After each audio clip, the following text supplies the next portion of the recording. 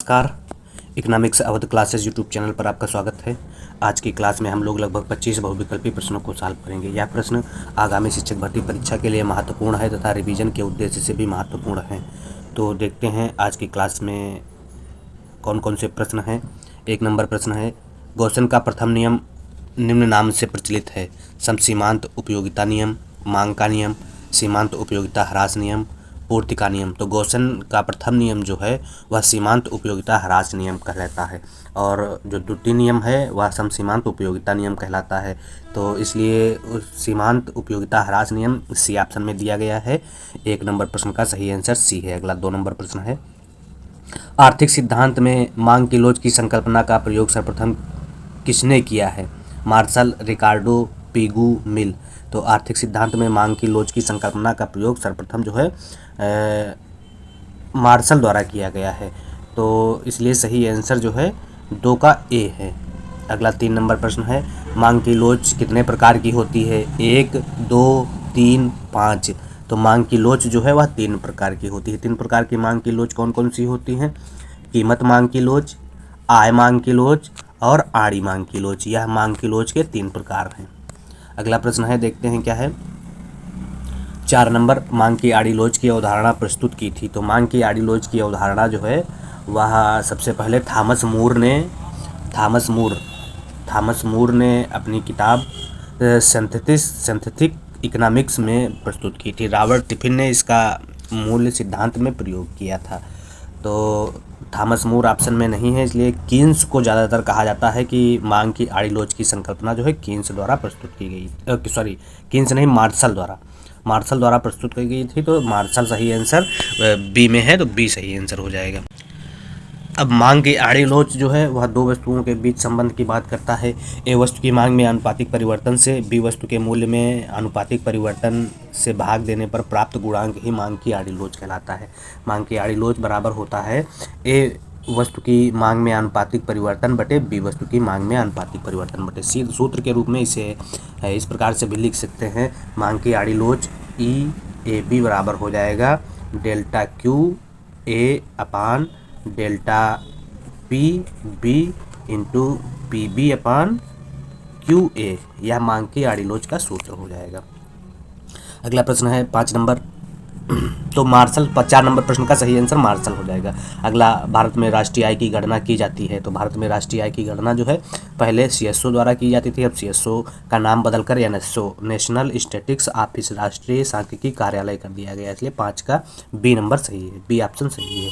अगला 6 नंबर प्रश्न है, कैम्ब्रिज अथवा नगद शेष समीकरण के प्रमुख प्रतिपादक थे? फिशर, कीन्स, मिल, मार्शल। तो कैम्ब्रिज अथवा नगद शेष समीकरण के प्रमुख प्रतिपादक जो है मार्शल, प्रोफेसर मार्शल को माना जाता है।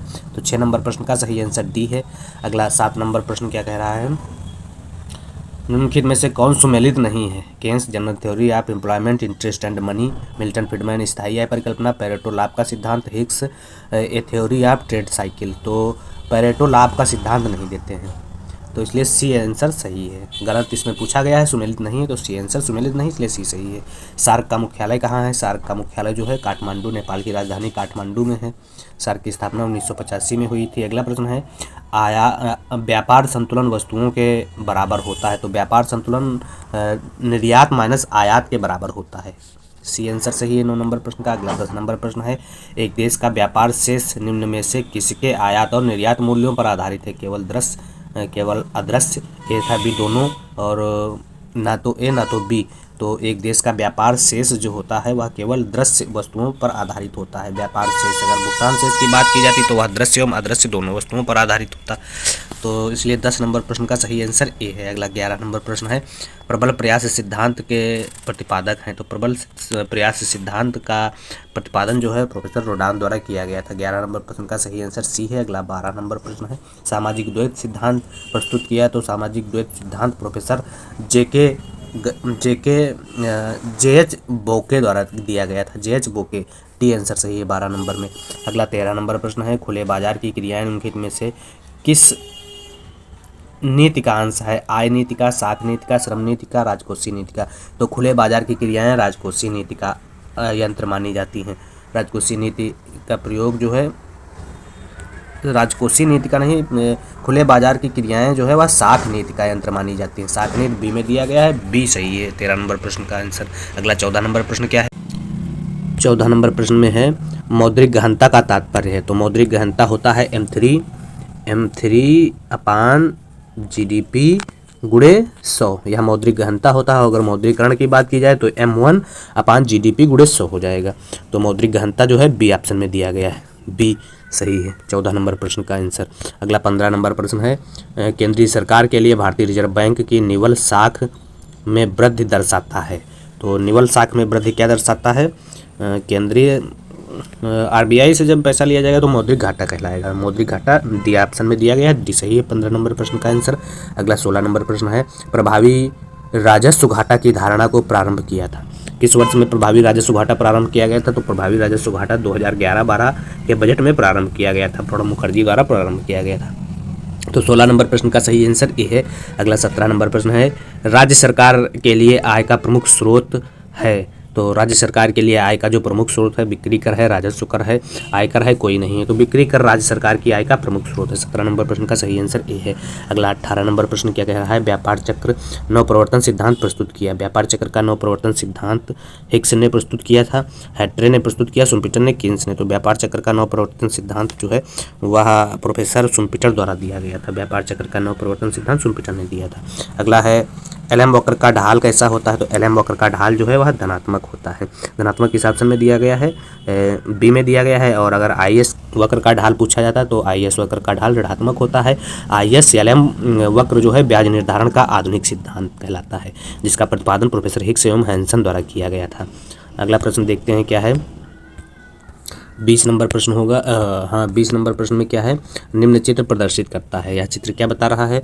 तो यह चित्र जो है जब डी से D1 D2 की तरफ जा रहे हैं तो यह मांग में वृद्धि को बताता है। सही आंसर ए है। अगर D2 से D1 D0 की तरफ आते तो यह मांग में कमी बताता। तो 20 नंबर मांग में वृद्धि ऑप्शन में दिया गया है, ए आंसर सही है 20 नंबर का। अगला 21 नंबर प्रश्न है आधुनिक लगान सिद्धांत के अनुसार लगान मिलता है केवल श्रम को, केवल पूंजी को, केवल भूमि को, सभी साधनों को। तो आधुनिक लगान सिद्धांत प्रोफेसर जॉन रॉबिन्सन द्वारा दिया गया था। और रॉबिन्सन द्वारा जो आधुनिक लगान सिद्धांत है वह सभी साधनों को, उत्पादन के सभी साधनों को लगान मिलता है। तो इसलिए 21 नंबर प्रश्न का सही आंसर डी है। अगला 22 नंबर प्रश्न है आभास लगान की अवधारणा दी थी। पिगू द्वारा दी गई है, रिकार्डो द्वारा दी गई है, मार्शल द्वारा दी गई है, सैमुअल्सन द्वारा दी गई है। तो आभास लगान सिद्धांत अल्पकाल में मिलने वाला अस्थायी अतिरेक जो होता है वह आभास लगान कहलाता है। और आभास लगान क्वासिडेंट की अवधारणा जो है प्रोफेसर मार्शल द्वारा अपने सिद्धांत में दी गई थी। मार्शल ने अपने सिद्धांत में आभास लगान की बात की थी। तो सी आंसर सही है 22 नंबर प्रश्न का। अगला 23 नंबर प्रश्न है लाभ का नवप्रवर्तन सिद्धांत का प्रतिपादन करने वाले अर्थशास्त्री का नाम बताइए। सुम्पीटर, हाले, नाइट, क्लार्क। तो जितने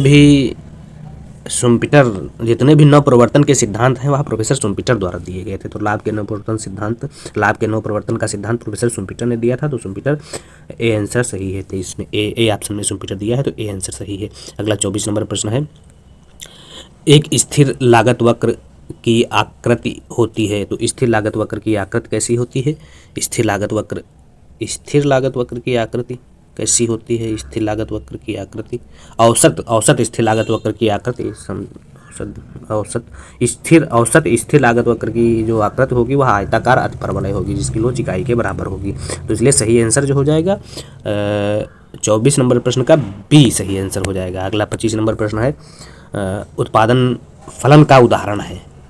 तो उत्पादन फलन का उदाहरण जो है वह Q बराबर फंक्शन ऑफ ABC, यह उत्पादन फलन का एग्जाम्पल है। तो सी आंसर सही है। 25 में सी आंसर सही है। तो उत्पादन क्या होता है? उत्पादन जो होता है विभिन्न साधनों को आपस में संयोजित करने के उपरांत जो प्रतिफल प्राप्त होता है उसे उत्पादन कहते हैं। किसी पदार्थ या वस्तु में उपयोगिता का सृजन करना भी उत्पादन कहलाता है। और उत्पादन एवं उपभोग दोनों आर्थिक क्रियाएं होती हैं। आर्थिक क्रिया में उपयोगिता का सृजन एवं विनाश दोनों संभव होता है। और यह जो QX है यह ABCD जो बताएगा यह उत्पादन के साधनों को इंगित करता है, जिसमें land, capital, labour, entrepreneur, organisation शामिल होता है। तो इस प्रकार से कहा जा सकता है कि उत्पादन फलन जो होता है, क्यू जो होता है यह आश्रित चर होता है, उत्पादन की मात्रा या निर्गत को दिखाता है, और इधर जो फंक्शन में दिया गया होता है यह स्वतंत्र चर होता है, यह उत्पादन के निर्धारक तत्वों को बताता है। इसलिए कहा जाता है उत्पादन की मात्रा एवं उत्पादन के निर्धारकों के मध्य जो होता है तकनीकी संबंध व्यक्त करने वाले फलन को उत्पादन फलन कहा जाता है। या कह सकते हैं आगत एवं निर्गत के मध्य तकनीकी संबंध व्यक्त करने वाले फलन को उत्पादन फलन कहा जाता है। अब उत्पादन फलन दो प्रकार का होता है। मांग के अनुसार पूर्ति की मांग के अनुसार वस्तु की पूर्ति को समायोजित करने वाले समय को काल कहा जाता है, और काल के आधार पर जो है उत्पादन को दो वर्गों में बांटा जाता है। एक तो अल्पकालीन उत्पादन फलन होता है और दूसरा दीर्घकालीन उत्पादन फलन होता है। अल्पकालीन उत्पादन फलन में उत्पादन के कुछ साधन स्थिर रहते हैं तथा कुछ साधन परिवर्तनशील रहते हैं, इसलिए इसे परिवर्तनशील उत्पादन फलन कहा जाता है। और दीर्घकालीन पैमाने के प्रतिफल में सभी साधन परिवर्तनशील होते हैं, इसलिए पैमाने का प्रतिफल कहा जाता है। तो यह उत्पादन के संबंध में कुछ महत्वपूर्ण जानकारी थी। अगला प्रश्न है परिवर्तनशील अनुपात का नियम संबंधित है अल्पकाल से अति दीर्घकाल से, दीर्घकाल से अति अल्पकाल से। तो परिवर्तनशील अनुपातों का नियम जो है वह अल्पकाल से संबंधित हो। तो 26 नंबर प्रश्न का सही आंसर ये है।